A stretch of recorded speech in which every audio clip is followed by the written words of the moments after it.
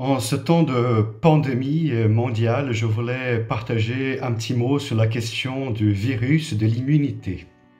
Eh bien, nous savons bien, le concept nous le dit dans le dictionnaire, lorsqu'on parle d'immunité, on lit dans le dictionnaire que l'immunité, dans le langage de la médecine, est la propriété qui possèdent certains êtres vivants de ne pouvoir contracter à nouveau ou de contracter sans gravité une maladie qu'ils ont déjà eue ou contre laquelle ils ont été vaccinés.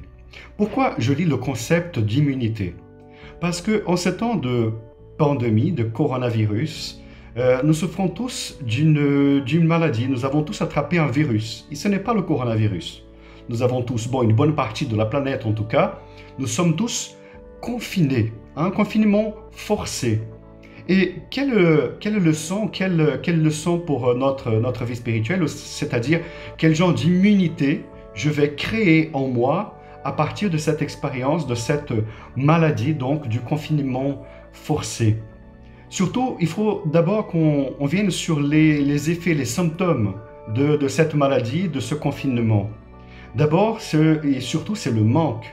Nous sommes en manque de contact avec nos proches, avec ceux que nous aimons, avec les études, avec le travail. Nous sommes en manque de contact avec nos frères et sœurs dans la foi. Nous sommes en manque de sport, de voyage, de vacances, de déplacements, de promenades avec la famille, avec les enfants, avec les amis. Nous souffrons aussi du manque de la sensation de liberté, de cette sensation de ne plus pouvoir faire ce que je veux et quand je veux. Et nous souffrons, je l'espère, du manque de sacrements, manque de la messe, manque de la confession, manque de la communauté paroissiale, des activités de l'église, de temps d'adoration, le manque. Voilà le principal symptôme de cette maladie du confinement. Eh bien, qu'est-ce que je peux apprendre avec tout ça?